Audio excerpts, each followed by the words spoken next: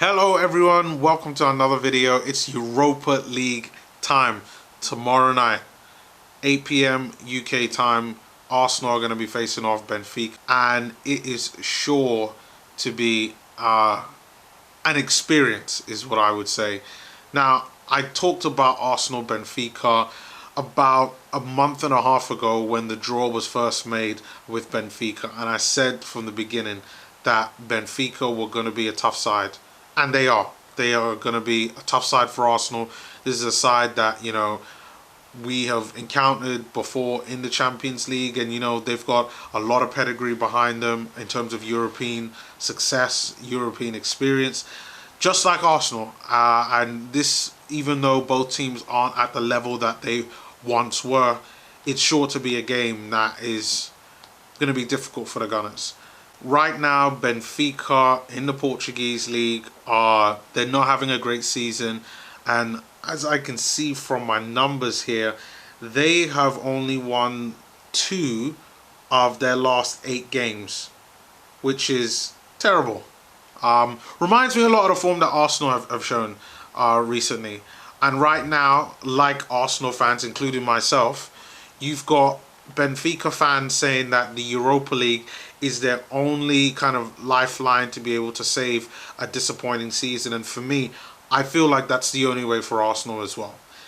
In order for Arsenal to progress forward, I think we're going to need additional funds to be able to do things at least a lot more quicker in the transfer window. And being in the Champions League would allow Arsenal to do this. Winning the Europa League, for me, is the best way for Arsenal to get back into the Champions League. The top 4 right now is way too competitive. I would even say for Europa League spots for this season with Arsenal, it's going to be competitive as well. And with that in mind, with how you've got both sides, with both sets of fans looking at this Europa League match as being the first step towards them qualifying for Champions League football, you can believe those Benfica players are not taking this game lightly. No way they're going to take this game lightly. And this is where Arsenal need to come out and absolutely dominate this game. Now, the first leg is Arsenal at home. It's going to be played in a neutral venue, which, to be honest, it's all away. What they should do is get rid of the away goals rules from now on because of this whole COVID situation. And just say, you know what, the team who scores the most goals wins, because both sides are going to be playing in neutral venues. But nevertheless, we all know what the situation is. We're at home, so we need to go on and we need to beat them. We need to prevent them from scoring and be able to go away and then score goals and, kind of put this game to bed. But the key thing with tomorrow night is all about defense. We've got to make sure our defense is top level. We defend as a team. If we maintain the type of defense that we've really played throughout all of this season, Benfica will be lucky to score 1, even 2 goals at max for Arsenal. But Arsenal's weakness so far this season has been creating chances and scoring goals. But if things go the way how I think that they will go, I see Arsenal really laying a marker down. Now, I mean, a lot of the players in the group stage that perform well for us, they're now in the first team.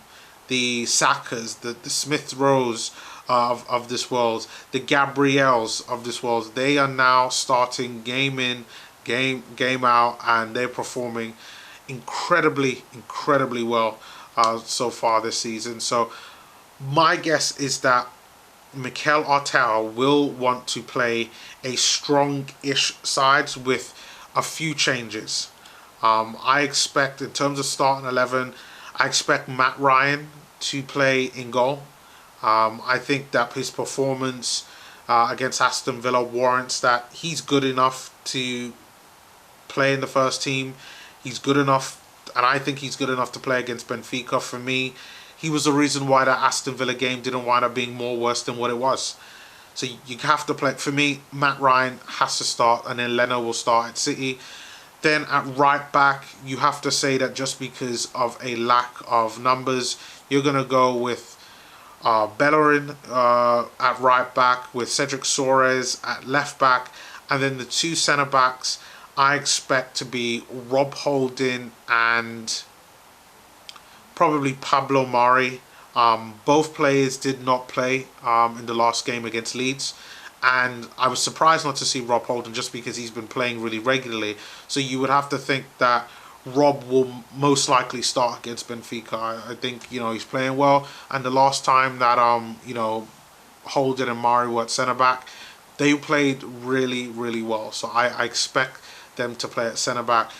And then in midfield, Thomas Partey is still out and is going to be out probably for a while, at least for the next 6 weeks. So really and truly, we're probably talking beginning of April, and then it's probably going to take him a few weeks even after that. So most likely he won't be ready until near the end of the season, the last few weeks of the season. So midfield, I think he's probably going to go with a Dani Ceballos in that midfield, along with a Granit Xhaka. We all know that Arteta loves him some Granit, and I don't think he will stop playing Granit in that role.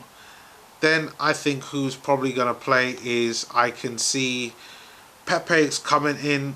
He also didn't play against Leeds. I could see Lacazette playing up top, who also didn't play against Leeds. And then I see Martin Odegaard and Bukayo Saka on the right. I think you have to go with a bit of a tried and tested formula, and dependent on how the game goes, I think if Arsenal start out well and hit the ground running, then you can see a situation whereby he might take off Saka, get him some rest. We got City playing, City on Sunday, and the same thing goes there with Smith Rowe. But you should think that there should be enough there with Pepe, a £72 million player, and Lacazette, who's probably hungry to get on the pitch, hungry to score goals, and who has been playing pretty well over the last 5 to 10 games. So that's what I expect to be on the starting 11. Now, in terms of the bench, I think the usual suspects, the Eddie Nketiah, probably Reece Nelson, Callum Chambers. I expect to probably see David Luiz on the bench as a kind of just in case, and then maybe some of the younger players, along with probably Aubameyang as well as again another just in case option in case things don't go well. And you can probably always see Willian on the bench, unfortunately, too.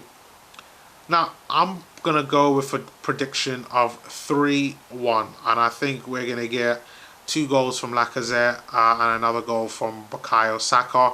I can see it where I do see us winning this game. I know Benfica do have some quality players that Arsenal need to be very wary of. Now, there are certain Benfica players that we do need to watch out, and a lot of people will know them during their time in the Premier League.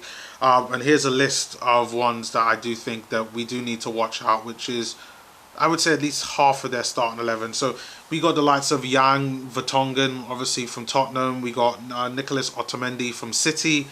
Darwin Núñez is a player who I know Benfica fans who have been watching my videos have talked about Darwin Núñez in being a player, and I've checked him out and he looks like an absolute quality player, and he's someone that we do need to watch out, and his ability to score goals. We cannot sleep on Núñez. They've also got Everton Soares. Everton was a player that a couple seasons ago we were linked with in the summer. This is during Unai Emery's first season.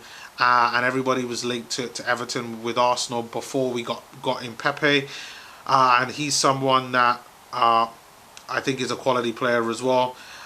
We've also got the likes of, let's see who we got here. Alex Grimaldo to speak of. We got, he's from the kind of Barcelona academy and has done pretty well. We've also got the likes of Julian Vogel from Dortmund. We've got Adel Taarabt. I don't know if you remember him from QPR. We got Rafa Silva. He's another quality player that you got to watch out for. And then that's probably about it in terms of players that, at least personally, that I know of and have come across before. But Arsenal fans, we have to realise Benfica are no slouch. We got to watch out for this. I think this is an absolute massive game for us. I cannot stress that. for me, the Europa League is so important. It's our best shot for Champions League. I think the top four is just, it's too good right now.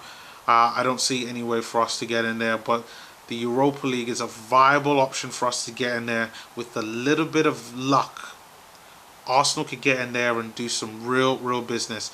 Let's just hope the likes of Tottenham get knocked out, the Manchester Uniteds and Leicesters of this world, who are quality sides, but if somehow other teams could knock them out and we can get some good draws on our side, there's no reason why Arsenal couldn't get to the finals of the Europa League. But I'm gassed. I'm absolutely excited about this game. It's been a while since we've had European football, and I'm just hoping and praying that Arsenal could go out there and just perform at the level that I've seen them perform at. The Leeds game was absolutely brilliant. If you haven't checked out my review on that, do check that out on the channel. There should be a link in the comments, or at least go to my channel, check that out. If we perform at the level that we did at Leeds, there is no reason why Arsenal cannot get a win and get that 3-1 victory at Benfica. I think defensively they're a bit shaky. I mean, it is Otamendi in that defense, but we have to go out and perform.